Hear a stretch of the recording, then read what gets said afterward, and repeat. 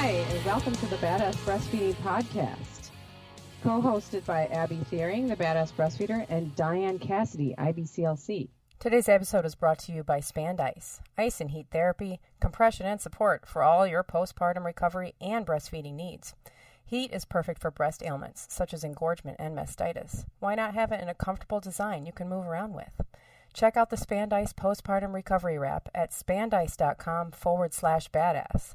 That's SPAND-ICE.com/badass. And use promo code BADASS at checkout for 20% off your order plus free shipping. Find the URL in the description. Hey, welcome to the Badass Breastfeeding Podcast. This is Dianne, your lactation consultant. And this is Abby, the Badass Breastfeeder. And we are going to talk to you today about becoming a lactation consultant or a breastfeeding advocate. Yes, because there are so many people, especially when they start breastfeeding, Dianne and I can both attest to this, that when you start breastfeeding and you get through those struggles and you become so empowered, you're like, how can I become more involved? And how can I empower other people? And a lot of people think, well, I want to become a international board certified lactation consultant. I want to be an IBCLC. So yeah, Dianne's an IBCLC and she can tell you how to do it. But we are going to talk about like other things too. But you know, like it's so funny because like how you said you have this baby and you breastfeed and you know, just kind of think you get through all these problems. And I definitely have moms who are like, I didn't have any problems and I enjoyed it so much. I want to, you know, learn more about it and help others. And then I have some moms that are like, I had such a hard time that I want to support others who've had a hard time too. So wherever you end up, just supporting moms is, you know, really the bottom line. But nobody, well, I shouldn't say nobody, but most people do not go into this field going, or even grow up going, I'm going to become a lactation consultant. Like, I'm sure you never thought at any point before you had children. Heard of a lactation consultant. I've never heard of that. Well, we're never like, I'm going to spend the majority of my adult years as a mother and a breastfeeding advocate. And that is going to be what I'm going to be known for. That is what I'm going to, you know, nobody thinks of that when they're like, that's not a career path for most people growing up. Right. But also, neither is like doula or, you know, things like that. And people get into this field because they are so impacted by what happened in their lives when they became a mother. Just amazingly impacted by what happened. And I mean, I think, honest to God, like as soon as you start growing that baby, just what your body does is unbelievable to me. It's just amazing. Yes. It's like then you learn more and then it becomes so like interesting and intriguing that you're like, oh my gosh, how does this fit together? And how does that fit together? And this is so cool. And even like when I talk to mothers, I had a mommy in my office yesterday and I was telling her like what was going on with her baby. And she was like, oh, and that's why the baby does this. And that's why this happens. And that's, you know, it's like all the pieces are coming together. And it's so cool to really learn about all of this stuff and to learn how your body works and how your body makes everything to work together for your baby. It really is amazing. So for nothing else, you should learn about it just because of that. But I mean, it also becomes, you know, because of, you know, just the lack of information and all the struggles and like the, you know, not knowing about your body. And, you know, then you run into all this like kind of the politics about the female body just in general and the breastfeeding and public stuff. And it becomes like, I mean, it becomes like just like a mission. Right. You know, it becomes like a way to take a stand, you know, in life. It does. And it really is impacting, you know, it is. And for me, like I got into it. It was almost by default, but also on purpose, you know, and I had my kids. I didn't know anything. People think that I knew what I was doing when I had my kids, and I really did not. But I, you know, got through it or whatever. And when my twins were 2 and I was a WIC mom, I'd asked somebody once, like, oh my gosh, I, didn't have anybody to help me when I was breastfeeding. And they ended up hiring me as a peer counselor, and I started to learn more, and they helped train me, and I got more information. Then I was like, I'm going to go get a bachelor's degree in this. I'm going to go get a master's degree. I'm going to get, whatever. I'm going to learn all this stuff and get all these certifications. And I could not get, and I still cannot get enough information. Like it's amazing to me. It is like how much information there is and how amazing it is. Like it's so cool what goes on. And the things that breastfeeding and the things that breast milk itself is capable of is just so amazing. So for me, like, it was like just this path that I just kept going, okay, I need more. I was like feeding this demon or whatever you want to call it. But baby. I know, feeding this baby. Yeah. How about AKA that? baby. Yeah. But you'll call them demons later, I'm sure. But it is cool. But to become a lactation consultant can really feel like a very daunting task. And I get emails about it quite a bit. And I've got a couple of women right now who are like, working under me, getting their clinical hours, because it's hard. It's really hard, but it's hard for a reason, and it's hard because people trust you, and there's moms that are depending on you, and this is like, it's no joke. So yeah, I mean, you might find it's a very rigorous process to become an IBCLC, but you might find that you have this motivation that you don't even really recognize in yourself. I mean, before I was a mom, I was really into astronauts. I've read every autobiography by an astronaut that's ever been written. Like, I was just really into that. And when I became a mom and I stopped, whatever, I kind of like stopped reading about it, I was just like, hey, I'm not really interested in that anymore, whatever. But breastfeeding, I got so into it. It became such a mission. It became such a passion. And I thought, what am I going to do when I stop breastfeeding? Like, is this even going to make sense anymore to like keep doing this when I'm not breastfeeding anymore?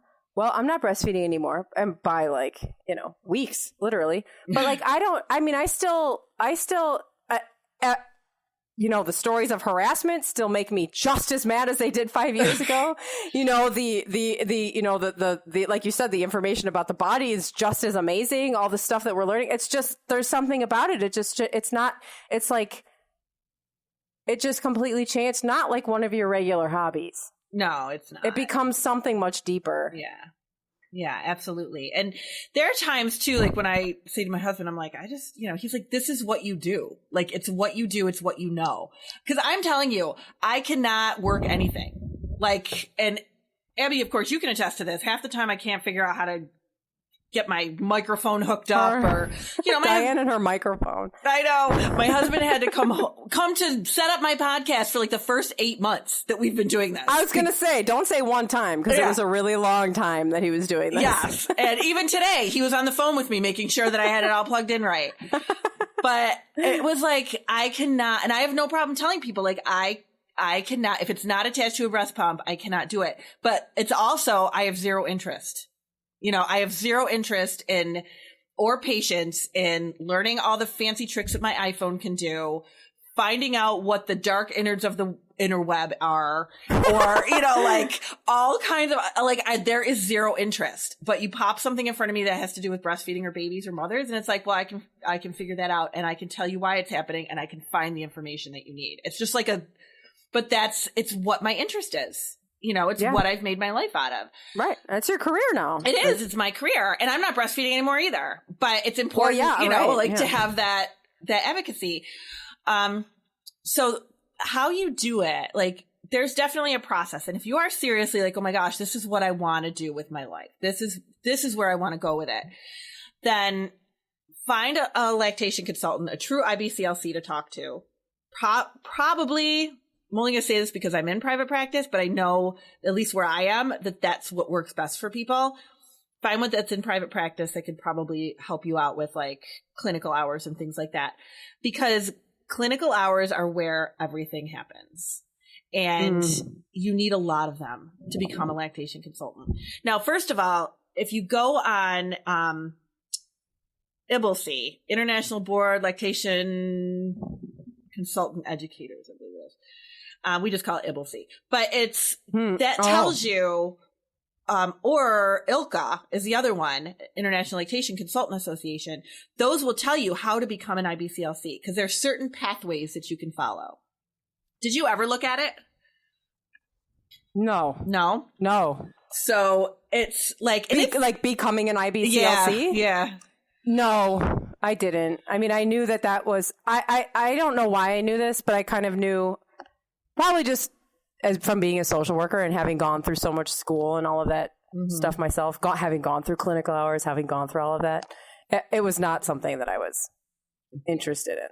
So it's definitely, it can be daunting. There's very specific courses, like college courses that they want you to have, like, child development and anatomy and physiology and, things like that. And they also want you to have a certain amount of clinical hours and a certain amount of lactation specific education. There's like 90 hours of lactation specific education that they want you to be able to document that you've had. And that could be conferences, or they have like a 90-hour course. A couple of great instructors online have that. There's a 40-hour course, which is the Certified Lactation Counselor course. That is a 40-hour course, but all of those things can be worked towards, your IBCLC.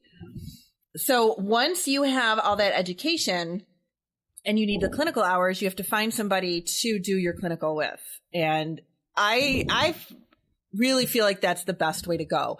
There are some options where you don't have to have as much clinical, but that's where you learn what's going on. Like if you don't see things and see how things progress and see how to solve problems and know what questions to ask and know what you're looking for, you're not going to be as effective.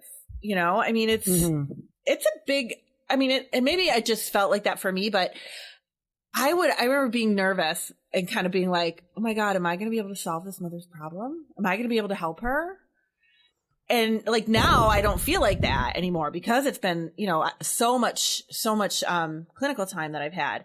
But in the beginning, if you don't have somebody that you can kind of go back to and be like, all right, what do I do about this? Or what's going on with this? Or can I shadow you for a while and, really get some good background on what's going on? It can take a couple of years. This isn't something where you just go, okay, now I'm a lactation consultant. It takes a good couple of years to become one. Oh yeah. Yeah. Now the other thing. A good couple of years? Yeah. Yeah. It can take a couple of years. I'm surprised it's not longer. I think it depends on what pathway you choose. Okay. But, and how much you need to do. Like if you already have the education behind it, like say, that's why like nurses and stuff like that, it's really easy for them to become one because they've already got all the schooling behind it. They just need like the clinical time and that's it. Right. Yeah. And so that would take. Even that, like. I was going to say that would take a couple of years to get all those clinical hours. The least amount is 500.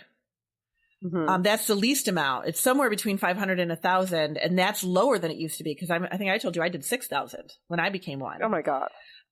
So it was a lot. It took it took a long time, but then you've got your board exam, which is no joke. It is seriously hard, and the other thing that goes along with it is that it's an international exam. So you have to know what happens in breastfeeding in other parts of the world, not just what's going on in the doctor's office down the street. Like you have to be aware of what is happening everywhere. So it's no joke, man. It's hard. I mean, I can remember one of the questions on the test was like it had 3 vials of colostrum. And you had to determine at what day postpartum the mother was looking at that colostrum. Oh my God. Yeah.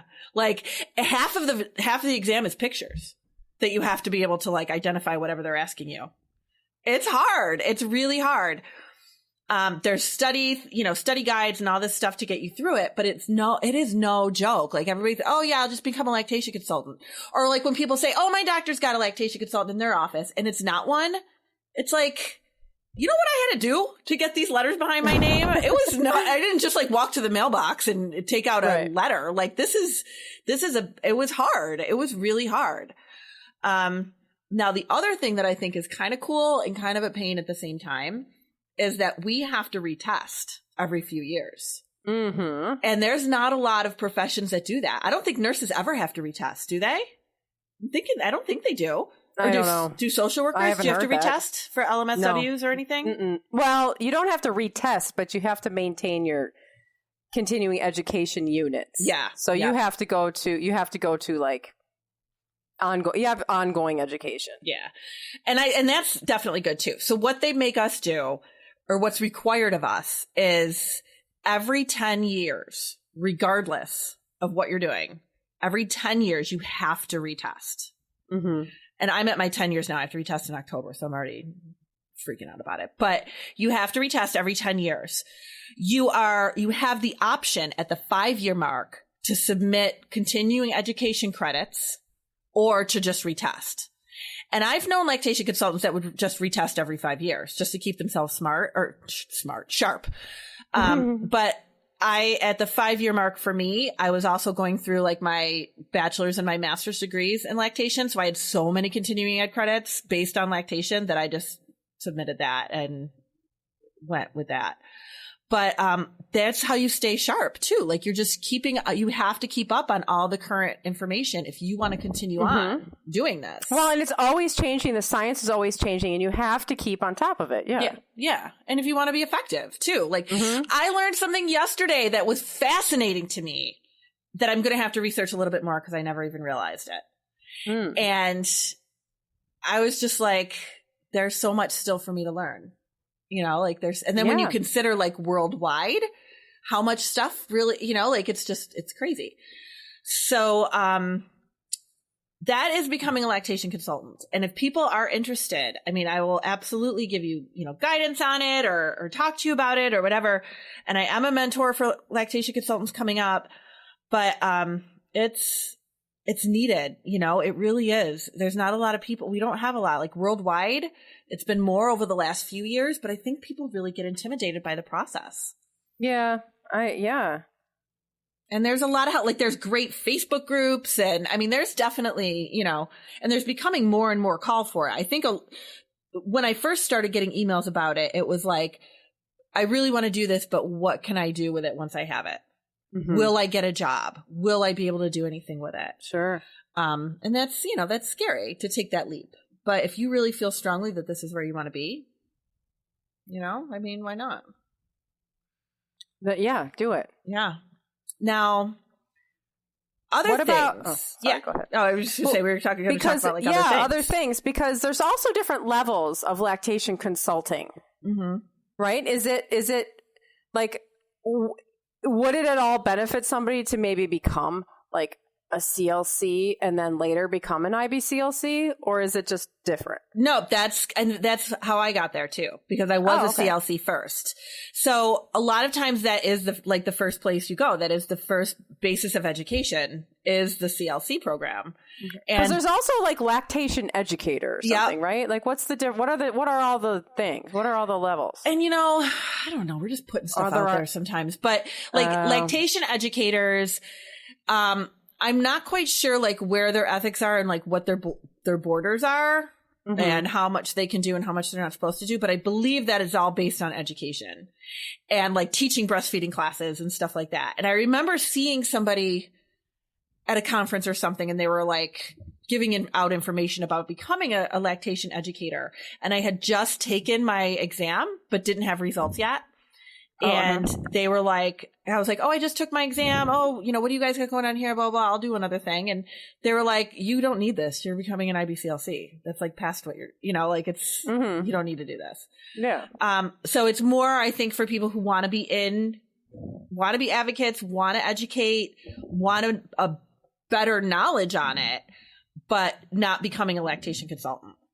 You wouldn't actually be working with people helping solve their breastfeeding problems. No, I don't believe so. But this was the only time I'd ever heard of it was when somebody commented on my Instagram. She said, I'm a lactation educator, and we were talking about alcohol. And she said, she was the one who said that when you're tipsy, your baby is tipsy. Oh, see, that's not even correct. I was like, that's not a great ad for this education that you've gotten, because that is just completely wrong. Yeah, that is completely wrong. But CLC, now that's... Side note, see our episode on alcohol consumption. Oh my God, yes, it's the most popular one, by the way. I always tell people that. Yeah. So CLC, like, that's where a lot of people start. So the Healthy Children Project has a CLC program where you are certified as a lactation counselor, but there's a huge difference between lactation counselor and lactation consultant, but it is a great place to start. So that is 40 hours long, that course, and you get certified at the end if you pass an exam as a certified lactation counselor. And you can work in the field. But the thing about the lactation counselor program is that it talks a lot about how to support moms, which is really, really important, but they don't do a lot of clinical. So I have a lot of people that come out of the CLC class going, I learned so much and I'm so excited about it, but I have no idea how to help a mom if she calls me and says the latch is bad or whatever, because we didn't really do any clinical stuff. But they tell you how to support a mother, so like that's really important too. So it's a good basis and it's a good foundation. But if you want to go further, like that's a great place to start, is becoming a lactation counselor. But there's a huge difference, and people sometimes think that they're the same thing. Yeah. And they're not by a long shot the same thing. Right. I know one of my admins is a CLC. Yeah. And she's like, I'm trained in like what's within my, realm of knowledge, and then I'm trained in when to refer to an IBCLC. They're taught like this is what we do, and then if somebody needs something further, then you need to refer to the IBCLC. Yes, I think every doctor's office, like pediatrician's office or OB's office, should have. Well, everybody should have an IBCLC, but they should at least have a CLC. Yeah. Somebody on staff that can answer some basic questions, that can offer support, that can, whatever is needed. But identify if there really is a problem or not. Like we were talking last episode about milk supply. Like a CLC surely would be able to ask a few questions like, what makes you think there's a milk supply problem? Exactly. And blah, blah, blah. And then say, okay, well, looks like there really is an issue. Let me connect you with an IBCLC. Yes. Every doctor's really logical. Yeah. And so like for stuff like that, like we really send your nurses, people should send their nurses, whatever, to get CLC training, because it really is helpful. And it is a basis for IBCLC if people decide they want to go further. Mm-hmm. That's fantastic. Yeah. So it's great, but only the Healthy Children Project does the CLC. So, and they travel all over the world doing that program. So you'd be able to find one anywhere. Like it's all over the place. Yeah. Oh, okay.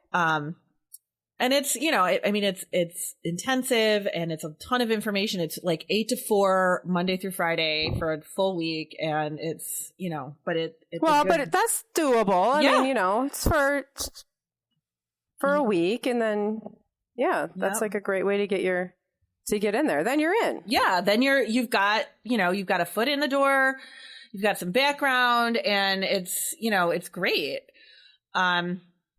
There's a lot of like online stuff you can do, but I don't know that that's the best thing to do when you're just starting out. Like I do think that the face-to-face learning and the watching the videos and asking questions and, hearing actual lactation consultants that are teaching the course talk about their experiences and stuff, I think that lends a huge piece to the learning process too with it. So, if the first thing you do starting out is just get on an online course, like you're going to learn some stuff, but I think you're going to miss a lot of the beneficial things that you could get from being face to face. Right. Yeah. And you're going to want that, especially if you want to get a job as a CLC, you're going to want to have that face to face. Yeah. If I had my act together, I would totally put together a program, cool. and do it, because it would be, people have told me you should totally do that. I've had so many cool experiences, but, I just don't have my act together. Like we said, I'm not good at figuring out anything other than, the boob that's in front of me. Right. so advocacy, like everybody can be an advocate. Like, and we need everybody to be an advocate, obviously. Yeah. I mean, basically when you go out and breastfeed in public and other people see you breastfeeding, you are making an impact on everybody who sees you. Mm-hmm. I mean, that it's like, you know, we don't see breastfeeding a lot in this country. And when people see it, the more people see it, the more it will become, you know, normalized here. Yeah. And so just by doing that, you really are making a difference. And if you want to go further, I mean, like I you know, what I do is I didn't go to school. Well, I was a social worker and I worked as an advocate and a social worker for 15 years before I had a baby. And I just felt like writing my breastfeeding. So breastfeeding was horrible. It was horrible. It was my first. I didn't know what was going on. We were supplementing with formula, and he, you know, I was going through the whole thing of like, you know, I thought he preferred the bottle, and I thought that, you know, he was just going to stop taking my breasts and that it was going to be over. And I went online and I started reading about breastfeeding and like reading all the things I could read. And I finally contacted a lactation consultant because I'd finally heard that there was such a thing. And she walked me through it, and, you know, we made it. And then I just like, I was getting my hair done one day, and I was telling stories about this, and my hairdresser was like, you should start a blog. And I was like, well, that sounds stupid, because like the only blogs back then were like, you know, you'd see like travel blogs. Oh yeah. Or like food blogs. Like I was like, I don't think there's breastfeeding blogs. And actually I do think the leaky boob was around then. But then I just wrote my breastfeeding story and like made a Facebook page and put it on there, and people just were drawn to it because people, you know, it doesn't matter what your story is. There's going to be 1,000,001 moms out there who can relate to your story. Mm-hmm. And it was just like, people were like, oh my God, that happened to me too. I didn't know that happened to other people. And it was just this kind of organic thing that grew out of people just relating to the story. And that's easy. Starting a Facebook page is a click of a button. Starting a blog is a couple clicks of a button. And you just, if you're I mean, I'm talking about social media. Mm-hmm. So if you want to go the social media route, because of which these days is like, you know, the number one way that we're connecting with people. I mean, it can grow, and you can have such an impact on people. I mean, even if you just start with being in your own town, you know, like just in your own town or in your own family. Yeah. Talking about it, talking to your relatives. Yeah. I mean, it just talking makes to a friends. huge difference, but there is just so much that you can do with it, and it's needed. You know, it's needed to just for women to know that this is an experience that they're not alone in. I think is huge. Like Abby said, like, you know, people are like, oh my God, I went through the same thing. People really don't realize how common breastfeeding problems are. Yeah. And it's just so many people don't look for help, or they just kind of like struggle through it, and then they don't even know they're say, struggling. Yeah. I mean, like sometimes they don't even know that there's a problem, or they're just like, oh, my baby didn't really take to it, so I gave him formula. Yeah. Which is fine if you want to use formula, but like that mom wanted to breastfeed, and what she doesn't know is that so did the baby too. She just didn't have the information or the support to like get through that. Yeah. And that's and we don't, and there's so many people who don't realize that it actually takes a little bit of work.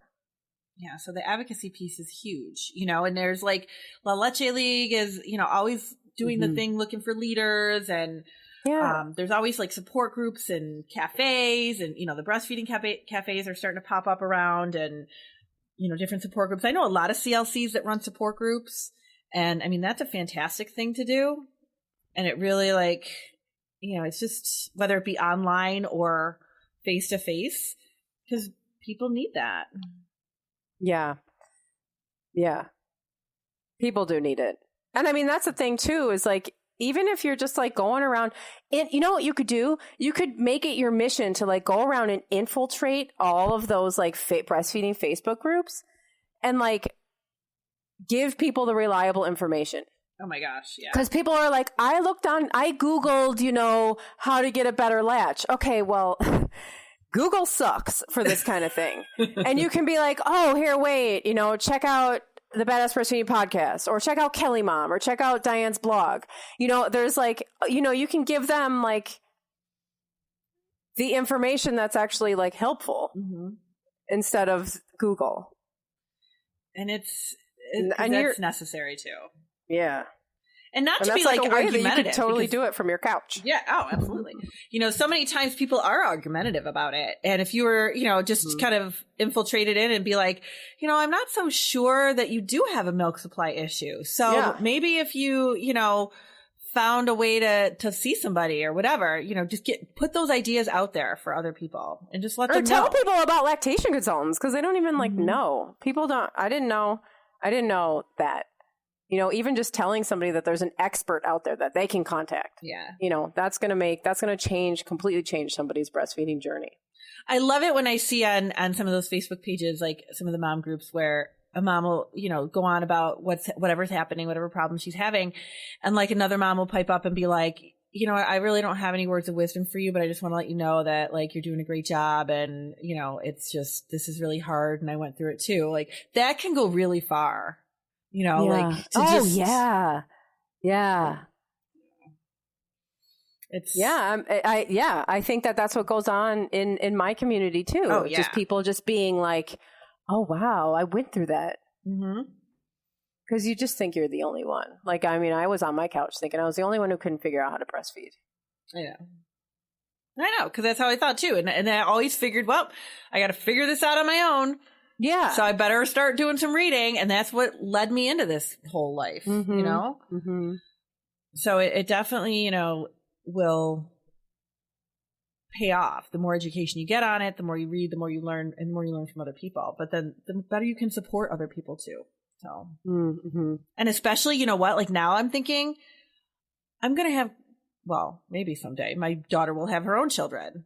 And, like then I can support her and I can support, whatever all my kids with their babies, or my nieces, I have a niece getting married soon. Like what if she has a baby? Like I can, be there to support that for her. And your sons too. Yeah. Teaching them how to support their wives. Yeah, exactly. Because the next generations, like this is where we needed to grow too. Like right now, sometimes the grandmothers are my hardest battle at times. Oh yeah.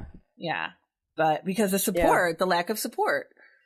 So it's just, it's really important. Totally. So that's it. Pick your path and go down it. Yes. And let us know how we can help you. Even if it's just going, yay, good for you. Yeah. Yeah. Do it. And you'll love it. You'll never regret it. So. Awesome. Enjoy. Bye. Bye. Today's episode is brought to you by Spandice, ice and heat therapy in an adjustable supportive wrap. Ice therapy is perfect for C-section recovery, back pain, and other childbirth recovery ailments. Today you can use promo code BADASS for 20% off your purchase plus free shipping. Check them out at spandice.com/badass. That is SPAND-ICE.com/badass. And you can find the URL in the description of this podcast episode.